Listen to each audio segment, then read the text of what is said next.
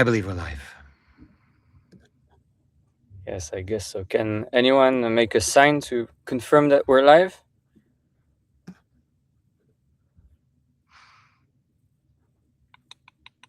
I guess so. Perfect. Yes, you're live. All right. Awesome. That's it. Cool. We'll just give 1 more minute for people to show up, and then we'll get started.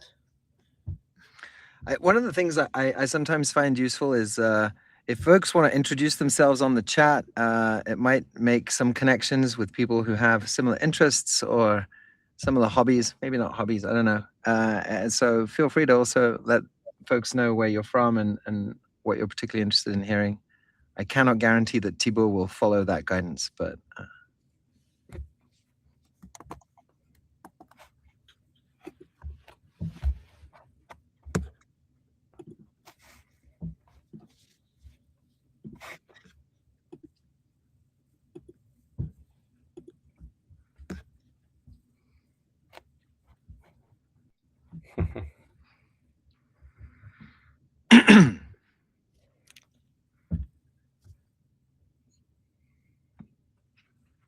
Okay. We're at 98 people. I'll wait for 100, which maybe will last for an hour. But oh, here we go. 102. I guess we can get started. That's fine.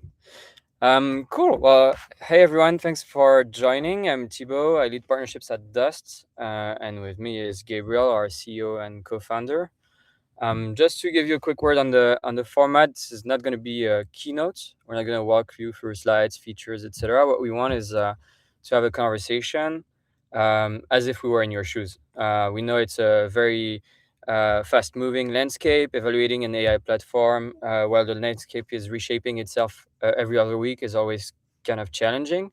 And so what we want to do is spend a bit of time, first Gabriel and I, chatting about some key elements. We want to really focus on a few things, one being what actually matters when everything keeps changing.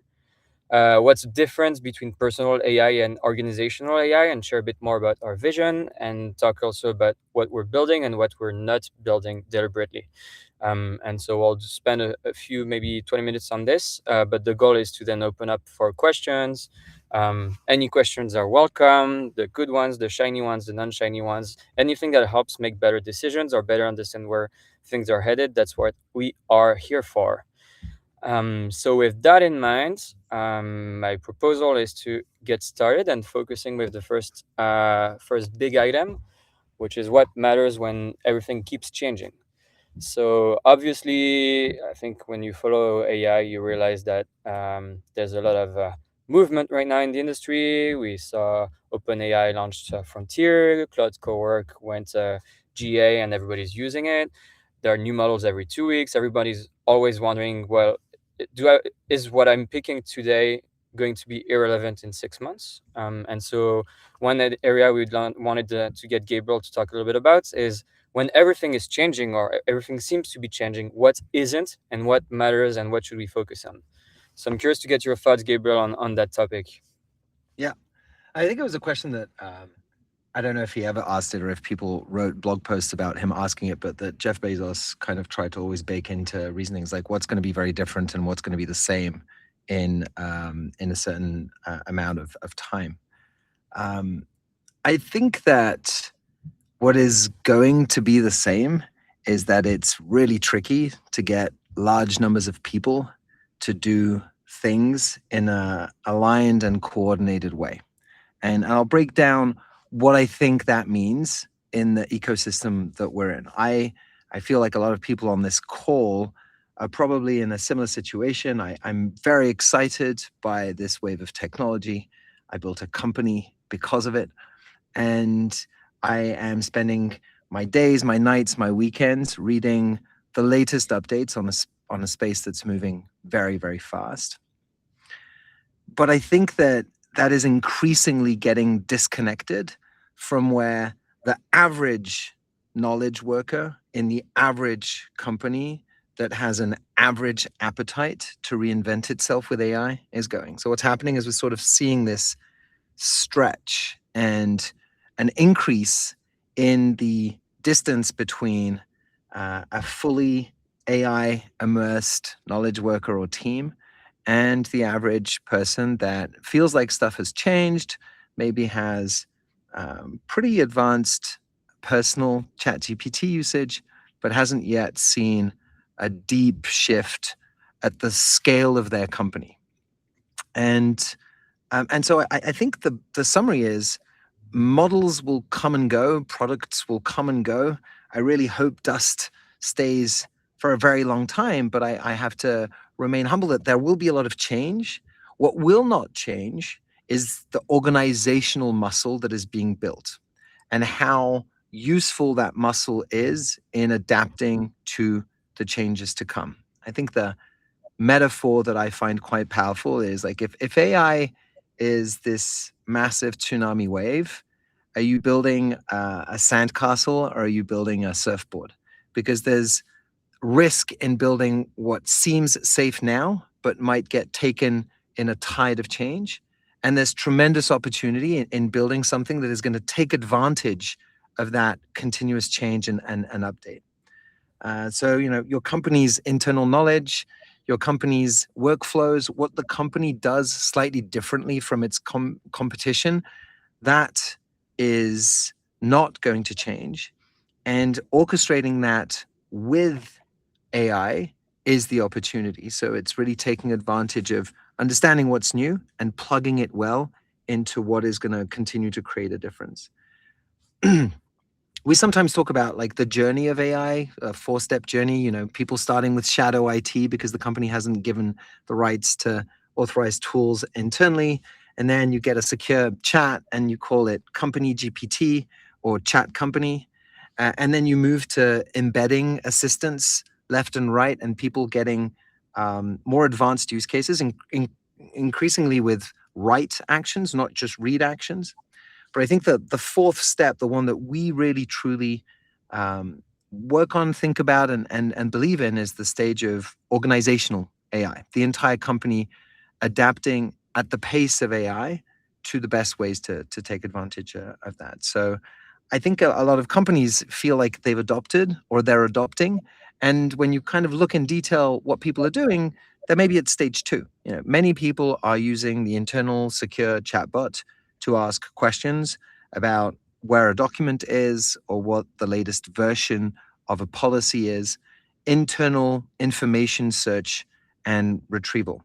And that is really not the full journey. And we really hope that companies realize that to take advantage of it. We're trying to optimize at Dust for actual impact of the technology, not just adoption. So internally, when we look at metrics and usage patterns at companies, we try and remove the usage that we think is not really stage 3 or stage 4. If it's just asking questions about internal documentation, if it's just asking for a summary, if it's just asking for a translation, something that most models have been doing for years and that I think your phone, your computer will be doing very, very soon. We don't really believe that's organizational AI. What we feel is, active users on really advanced use cases that show that teams are starting to build and use the technology together. That's the North Star metric that we track internally. And that's, I think, the goal towards this journey of organizational AI. So I think that's really something to keep in mind, is that what's not going to change is that the entire company has to be bought into this transformation, and that no matter how far the power users are going, if they become disconnected from the bulk and the rest of the company, we don't believe that we'll get the majority or the bulk of the impact that we can actually get. And we've seen that tension between maybe some like super early adopter software engineers that feel like their entire world should be run the way Claude Code works, and teams that haven't seen that change. And I think that in large companies, that stress and that tension is even clearer. So what we're trying to build for is not just the solo early adopter at the pace of every X update that says every day that everything is new and everything has changed, but really what it means for large companies that are going to have to get 80%, 90%, 100% of employees using. And the median depth and impact of that usage is what we believe will bring the bulk of the value for companies. Yeah, thanks. I would add that I think that tension that Gabriel is describing is something that we also sometimes feel internally in terms of how to prioritize features, how to think about the future, because obviously we're lucky enough to be in a position where a lot of the team is very ahead in terms of their understanding of AI. And so being able to build a product that helps people not just do the best of what AI can do, but also get on that journey so that anybody on the organization can actually get to that level of impact that we care about, is something that we're always trying to push ourselves towards. And obviously it creates a lot of very interesting debates between what's the most, like the deepest thing we can do in terms of capability, and what are the deepest things we can do in terms of accessibility to that impact. And I think it's a good segue to the second big theme that where you understand a bit more how we're thinking about the product development, or the definitions of success. So Gabriel, you mentioned giving access to high impact AI, and not just low use cases to everyone. So I think the question that everybody's asking themselves is basically, what does this rely on? Like concretely, how do we go from where we are right now to power users, like everyone, and organizational AI as opposed to personal productivity? So yeah, very curious to get more insights on this, and how we're projecting that. Yeah, I obviously it's a super important question. So I think we always try to focus on developing our product with three main pillars in mind. And none of these three pillars is going to be enough alone. It's really a combination of those pillars that we believe delivers the strongest product. So I'll break down what each of these pillars do, where we feel we are on that journey, because we haven't fixed everything, we haven't done everything, we haven't shipped everything. And in some cases, our users might be wondering, hey, when do I get feature X? Because I would really like it in my workflow. And so communicating clearly the arbitrages that we're trying to make to get to the combination of pillars that we think is valuable. So the first one is agents just need to be really good at doing a lot of stuff, and they need to be very flexible.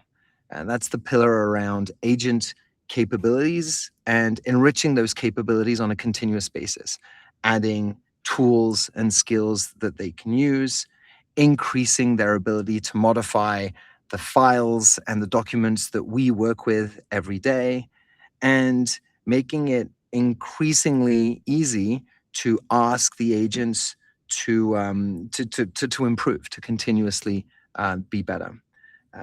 I think a concrete example of that is, today using connections, whether it's through an MCP server or actual native connections, you can get pretty decent knowledge retrieval. You can understand what's going on. And if the agents are given the right permissions, we feel that there's a good chance that you're getting the right context. But obviously that's not enough, right? What you want is to have the agent tell you that there's an important meeting, and then prep maybe the spreadsheet or the presentation that you have working for a customer or somebody that are a potential partner, so that it's ready to explore, export, and share. You want to understand the context of what customers are giving you as feedback, but then automatically go to the pull request so that it's ready to become new code in your new product. And this, we think, has to work across models. If right now Anthropic's models are super strong, that's like obviously something that's accelerating the capabilities of your agent. If, and we hope it's the case because highly competitive environments tend to work this way, if other players respond and bring their own set of new capabilities to frontier models, you want your agent to be able to benefit from that extra push without having to deeply rethink your configuration. So making sure that you're not too embedded or too dependent on a single framework or a single way of acting and thinking. I think the shipping sandbox access is really important for us in that direction. Making sure that agents can execute code on files of arbitrary formats is one of the directions that's clearly been requested a lot, and that we feel has a ton of value for people modifying files for their customers, their prospects, or their team. And that's really taking us in a direction of increasing the capabilities of agent. To make Sandbox more concrete, do you have examples of things that could be built like that were not possible without Sandbox and that like would become suddenly much deeper capabilities? Yeah, I mean, if you can execute code on a machine because your agent has decided to do that, what automatically becomes possible is modifying large Excel files, for example, or modifying large PowerPoint presentations in their native format, making the changes that you think are useful without having to feel like they need to be imported in a specific web interface and then re-exported from that web interface back to their native format. You can directly modify the source code of these files. Understanding how to analyze groups of files together that may be sitting on a drive that you think is really helpful context for a workflow you have. So I think that reducing the number of steps to get agents to munge and work on the files that you care about is really one of the concrete upgrades there. Yeah, and I guess the one thing we're stressing a lot on is giving agents the ability to manipulate these files directly in the Dust platform and therefore in a shared fashion, so that basically multiple people can interact with agents that can manipulate these files. That's probably something that's quite different from many areas where the file manipulation is going to happen in a laptop level, and so when something changes, it mostly stays locked in the computer you're using. Yeah, I think Cowork has, obviously made manipulating files on my laptop something very concrete for many people. When we think about the tension between working on files that are manipulated by an agent in the cloud versus manipulated by an agent on your laptop, we try to think about what's going to happen in the months to come. The time horizon of tasks that you can delegate to agents is increasing. I don't know if people are familiar with the Meter Index, METR.org, but it's always a website I like to go and visit regularly to get a weather check on how the progress of models is translating into the time horizon of agents. And we're reaching situations where you can expect your agents to be delivering reliable work on tasks that might have taken a human multiple hours, maybe half a day, soon an entire day, and soon after that, maybe multiple days or weeks. To manage that time horizon in a company, if you think about a project that might take that time, you really don't want to be dependent on somebody keeping their laptop open. And you really also don't want to be dependent on the file living on somebody's computer that might be interrupted in their work, or the version control of that file being a point of friction in order to really enable collaborative workflows to be accelerated. So we're making the bet that working on the cloud, but with these deep capabilities of agents to manipulate the files directly in the file system, is going to be the powerful combination of agent capabilities and collaboration, the two topics that are really important to us. Cool. So Gabriel, you mentioned, and I think the wrap up on that specific piece is we identify that one of the key missing like areas of Dust as it was today was giving agents more capabilities and more flexibility in how they handle larger tasks or larger files, and giving them in some ways coding abilities within the sandbox is going to unlock a massive set of use cases. I saw some on the chat about PowerPoint, Excel, and Gabriel touched on that. I personally used it for data science use cases where you want to have basically you want to be able to do deep analysis on a large file, and you can very much write your Python codes, execute them, and package everything into a file, which makes it super powerful. That's capabilities. That's awesome. We talked about impact, and we talked about being able to let people do really useful stuff with AI. But you talked about other topics. Curious to get your thoughts on the other pillars that you had in mind. Yeah. So that's pillar one, mostly capabilities. Pillar two is really about making it continuously easier to find or build or prune the agents that are going to be most useful to the team. And throughout Dust's history, we've always really believed in a pretty decentralized approach to exploring what can be super useful. That's because I deeply believe that AI operators, people who are most actively taking advantage of this new technology, always combine a deep expertise on what they do day to day and a good enough understanding on how it can change with AI. But what we need is to make it zero energy to have a product like an agent help improve something that may have changed or may need edits. And this is true at the individual level. You don't want to have to think about how the agent should look and feel, but it's also true at the team and at the company level. In some cases, Dust is really actively used by the go-to-market teams and might not yet have propagated to the finance or legal teams. And that's a pity, because I think that the collaboration between these different parts of the company can really benefit from a common acceleration. So today, we have Sidekick in the product, making it easier to continuously improve the configuration of an agent, and that's something that is going to continue to be pushed. We really already see that many of our users are taking full advantage of this because they're already embedded with many specialized agents in their flows and want to improve and augment their capabilities on a continuous basis. What comes after that is actually reinforcing those automatically. So rather than having Sidekick say, hey, I think this is a direction that you might want to go in, actually being a little more suggestive in the direction that we really believe the agents or the skills configuration can go based on how the companies are using them. It's a complex problem because, one single user that is using a set of skills or specialized agents is going to have interactions that can all be considered to be sort of the truth, or at least like a basis for reinforcement of that agent. But when you start thinking about a team setting, what Ben has done with the agent may or may not be something that the agent should learn for Nick or Sandra to benefit from it. And so there's a combination of how do we understand and use memory? How do we understand who has the right or the role of saying, yep, this is definitely a direction that we want this agent to go in, to get to the outcome of having agents and skills that are continuously improving and providing feedback to their editors about the improvements that have been made.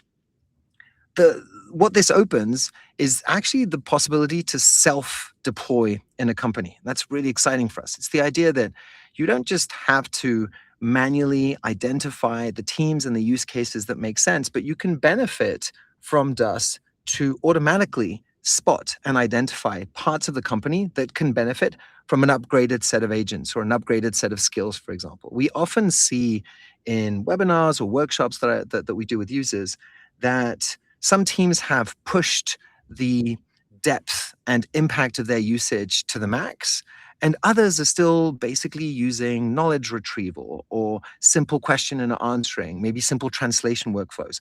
It's always a bit of a pity, and I think in many cases we have the context and the information to be able to suggest this. That's definitely a direction that we're pushing hard in and that we're excited to release, because I believe it'll take the burden off a lot of the people in companies using Dust who feel they are the champions of Dust's usage, and so they have to constantly be pushing and identifying use cases that make sense.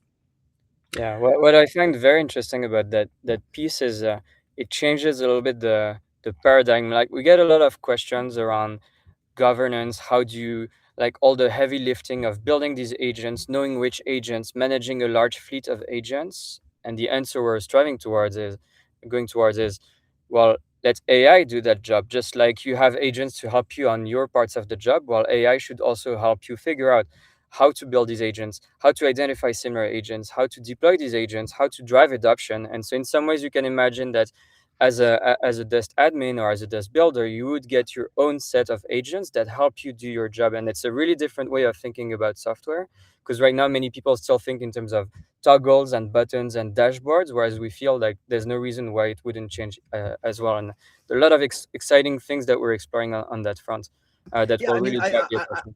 I think I saw a question go through the chat. I'll maybe take a stab at answering directly. Like, we often get questions about the governance of agents, even sometimes in workspaces that haven't really launched on Dust yet. I don't know if it's a European approach to AI where sometimes we regulate first and then we propagate. But to me, it's obviously a crucial and critical step in making sure that usage at scale is controlled, that it's valuable, and that it's improving. But it shouldn't necessarily come at the cost of being able to make local exploration easy. And so building reinforced skills and the ability for these suggestions to come to agents automatically was an important step, because some of the features that come from that are going to be able to simplify the work and the job of the core members of the workspace who are currently doing that job manually. I don't think it's fun for anybody to have the role of deciding which agents needs to get killed or which agents needs to get merged. That sometimes feels like a bit of an old answer to a new technology. And so what we always felt was going to be really valuable is the suggestion and the automated observability that comes with that. Say, hey, you know what? This skill has been used by 4 agents, and people used to be manually updating the instructions across these 4 agents. We think we can factorize that. We believe this can be a skill that can be managed by the data team or by the sales team and used by agents across the company. And a combination of those suggestions and the roles and responsibilities of some members of the workspace to actually have the authority and the approval to say, yep, I'm making this decision on behalf of the sales team, and we're now all going to work at the pace of what this agent that was being used by a part of the team is able to do. Cool. So I think on that pillar, if there's one thing to remember, is bear with us in terms of governance, and in terms, a lot of these are still or feel sometimes a bit manual. But I think that the trend we're going towards is we have all the foundations and all the bricks to make that experience much smoother, much smarter, and much more automated. And that's really one of the big themes that we believe will unlock adoption at scale and help you answer a lot of the questions that you put in the chat. So we talked about deep use cases. We talked about adoption, but there's a third pillar that we're really excited about. And Gabriel, I hope you know which one I'm talking about because we prepared for this, so you should know. Well, I guess it somewhat overlaps with this question of governance, right? I think that the mission for us has always been to build the interface for collaboration between humans and agents. And that comes at different scales. At the scale of a single agent, it's, who is going to benefit from this? Who should be able to edit and improve the performance? How does memory work in a multiplayer AI setting? At the scale of a team, it's like, all right, well, which agents should we be developing? Which skills should we be importing from other teams? Who has the role of understanding and observing what's working, deciding if it's good enough or if it's getting better, and then porting it to the right place? And then doing that in an enterprise-ready way, which means providing aggregated observability and security and guardrails to teams that are really quite business-driven, wants to make sure that the agents their teams are getting access to or are building have the maximum capabilities, but can't do that without putting some amount of control in contrast. So I'll just maybe list out a few elements that we really want to focus on because of this desire to continue to build for multiplayer organizational AI. One is on projects, making sure that projects are really a useful hub for many humans and many agents to do deep, valuable work over a long time horizon. There are a number of things that need to work for this. You need to understand where the project is at, what still needs to be done, how people can help, if agents are blocked, who should unblock them. And so the collaboration of multiple humans with a project is really an interface that we've been spending a lot of time on and we're really excited to ship more on, but that requires, deep conviction on some of the ways in which we don't want to see humans out of the picture entirely. We don't believe that there's going to be full automation on many of the important projects that a company needs to see to fruition. And so because of that, you need to think about the interfaces, notifications, and panels that are going to help humans to keep track of what's been going on and move the project forward. I think one very recent example of this that because we've been experimenting obviously with projects, is preparing for customer calls, for instance, when you require a lot of different experts directly in the room. So in a solo player modes, you would basically work with your AI, maybe copy paste, send it to someone else who would work with their AI, copy paste, work with someone else, etc. I think in the vision we're seeing and the implementation of this, it's basically just a single project where the agent is going to be called. It's going to do a lot of the heavy lifting, but it's been prompted to ping the right person from the security team who will bring their insights, or the engineer. And it becomes a much more fluid experience because I can multitask, because while my agent is working, I'm focusing on something else. And when the person has answered, I get the notification. And this really is when Gabriel mentioned the fact of going to longer time frame horizons, that like time horizons, that's exactly it. Because right now you're able to, like, I think a core conviction we have is if you want to automate not just tasks but larger ways of working and really accelerate, you will need more people in the loop. You will be stuck if you just rely on yourself and your own personal agents. And then projects is really the first step towards that. And we are really experiencing some of these elements already, and very curious to see how people respond to it and how they use it, because there's a lot to uncover there, I think. It's a huge, like, I saw a question earlier on in the chat, like, do you think it's easier to build a single person company now versus adapting an existing company to this new technology, or some version of that? I think going back to what makes a great company great, it's very rarely the technology inside or just that, but it's also a lot about the trust that it's built with customers, the brand that it has in the market, and the ability it has to provide value to its customers using that trust and that brand. So I think that for all the companies that are currently users of Dust, the main priority is like, how can we do more of that?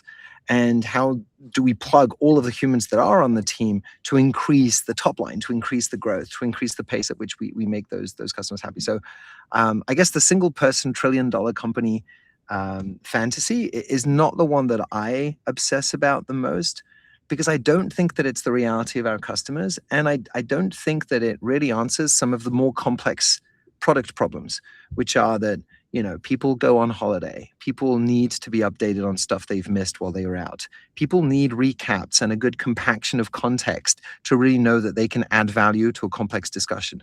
That's how you get to skipping meetings. That's how you get to accelerating a decision to go from like happening in April to happening in March or happening in February.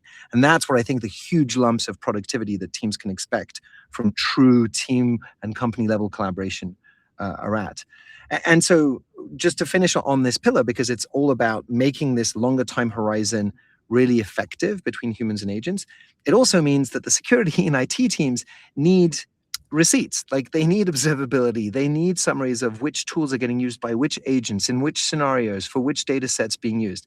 In order to free more capabilities, they need to have more trust, and to build more trust, they need more of these controls. And we're really conscious that that's like a request of some of our large and demanding customers to increase the granularity with which these audit logs, but also in some cases permissions can be set, not at the workspace level, but at the space level, not at the space level, but maybe at the agent level. And so that's work that's really short-term and a high priority for us. And I think that the goal is really just to increase the level of trust that can be provided by the teams that have this responsibility and the business teams that have a lot of ideas and a ton of energy in getting out of the way. And I'd say that some of our like really more recent customers, 1Password, Datadog, they're not exactly behind on the tech forward train. They're not exactly, but they had a scale and a level of requirements that made them really spend a lot of time thinking about that with us. So we were really excited to convince them on that, because I feel it showed that we had some of the ideas and infrastructure and roadmap to map their needs. Thanks, Gabriel. Yeah, I think to wrap up that pillar, if there's one thing to remember, is we deeply believe collaboration between humans and agents is what's going to bring you much higher ROI down the road. But this cannot be done in a reckless way. And so in some ways, being able to be enterprise grade and delivering on that vision is where the hard questions happen. And a lot of our thinking right now goes, because we know that when we're asking when things change, well, and things don't change, what doesn't change is your ways of working. And so we try to always think about what the future of work will look like in an area where agents collaborate. But we don't want to compromise on the fact that you have very high standards for security controls, etc. Maybe one last question before we open to the audience. Obviously, we talked about what we believe in and what we want to build. It's always interesting, I think, to explain a bit more what we're not building, because I think we receive a lot of questions. Why not this? Why not that? And so maybe Gabriel, in a few minutes, maybe in 2-3 minutes, if there are some key elements of things that we're deliberately not building, and maybe why, that could help understand a bit more where we're headed. Yep. We deeply believe that agentic software is going to be like spreadsheets. If you had to ask your IT department for a new spreadsheet, and your IT department said, "Hey, we'll have your spreadsheet ready in 2 weeks. Just give us a chance to check that you used the sum product function correctly, like it would be really infuriating. And so for that future, we're really building with a lot of augmentation and decentralized productivity in mind. So we are not building single task automation. Like it's not a goal for us to try and do in 20 seconds what you used to be able to do in 40 or 50 seconds. It's a nice benefit, but it's not the end goal. And anytime we can take a direction that is really in the direction of building organizational AI, we'll take that over building some automation of a current workflow that we don't think is necessarily just the future. On horizontal versus vertical, we're really strongly leaning into horizontal. Like we do not think that building the best AI note taker for sales is the future. We think that getting notes and transcripts to every part of the company that they should go to is the future. And so we really believe that information or actions and skills should be able to permeate divisions, departments, and teams in a way that respects the path of maximum impact and not the path of like organizational ownership. And that's something we won't lean into. And then the last one that I think is really important is we're very, very, very bullish on agentic over deterministic workflows. I do not think that the future of software is drawing boxes and arrows and being responsible for where the boxes and arrows go, because I think that that was a response to when software could not make better decisions. And because we have the benefit of models that can increase the ability for software to make better decisions, we should be giving the boxes and arrows to truly agentic software. And I see some players in the ecosystem that are sort of hesitant and build both to make their users feel safer or to make their users feel more in control. But like the Waymo car would not exist if it was built by trying to give deterministic control to humans as they are looking at the steering wheel move. You have to really go in a direction that is foundationally attached to what the software can do, and for us that's agentic. So I think like workflow builder won't be a short-term addition on Dust, and there are many platforms that we think answer that specific need. We'd rather be the agentic loop around those workflows than the other way around. Yeah, one thing that's an interesting use case for this, and where this really hits for me the home run and gets the home run is so as a partnerships lead, I have a lot of deal registrations that arrive, and one of the jobs is to identify whether a deal has a conflict with someone else. And so we have obviously automated the fact that an agent will work and investigate whether there's a conflict or not. But in some situations, I actually want to interact with that agent that did the work so that they can dive deeper. Right? I'm going to ask like, oh, you said this should be rejected. Can you give me more information about that thing? Directly in Slack, because that's where we use the information, right? It could be in other places, it could be in Dust. And this is where you see really the difference between working with agents versus working with workflows. Workflows are really cool when you need some very deterministic outcomes, and they're really, really bad when you have exceptions or when you want to go a slight step further.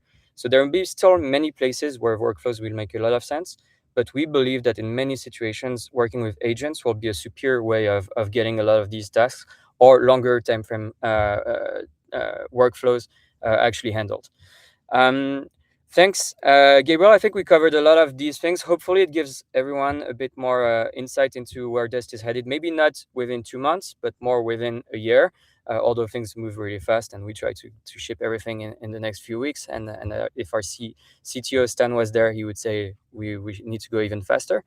My proposal is to open a little bit the questions. We have a Q&A where people have been voting, so make sure that you vote in that Q&A. I'll be showing these questions. And what we'll do for sure anyway is take all of these questions and provide answers in the written format or different kinds, so that everybody feels like they were addressed. Let me actually pull the top ones. Let me add to the stream. Let's see if it works. Woo! Hey, Gabriel, you want to take this one? Yeah, I think the short answer there is that we're really excited about Sandbox and the actual manipulation of files to achieve what I believe are the vast majority of use cases that people have with native formats like Excel will be really exciting. So, Michael, more on that in the very near future. Cool. Let me get the next one. Ooh, this one we get a lot. I'm curious about the answer as well. Yeah, it's a great question. I want it too. I want it badly. I think that it'll happen. We've got some wireframes. It needs to be quite different than just a mobile version of the app. I think it'll really be focused on what you want to be able to do and see and understand on the go.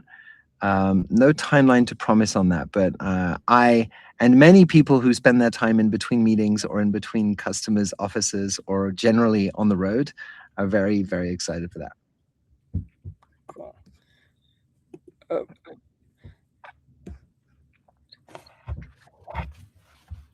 I actually saw the longer version of that, John, so I'm happy to see that.